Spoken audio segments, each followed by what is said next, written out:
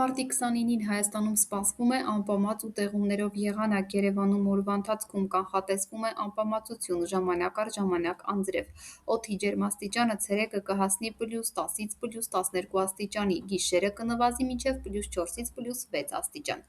Գյումրիում սպասվում է ավելի սառը եղանակ, հնարավոր են տեղումներ անձրևի և թաց ձյան տեսքով։ Ջերմաստիճանը կտատանվի +3-ից +6 աստիճանի սահմաններում։ Վանաձորում նույնպես կանխատեսվում են տեղումներ, անպամած երկինք և թույլ քամի։ Օդի ջերմաստիճանը կլինի մոտ +5-ից +8 աստիճան։ Լեռնային շրջաններում սպասվում է ձյուն, ճանապարհներին հնարավոր է մերկասառույց, քամին կլինի արևմտյան ուղղությամբ 5-ից 10 մետր/վայրկյան արագությամբ։ Առանձին հատվածներում հնարավոր է քամու ուժգնացում։ Օդերևութաբանները խորհուրդ են տալիս վարորդներին լինել զգոն, հատկապես լեռնային ճանապարհներին։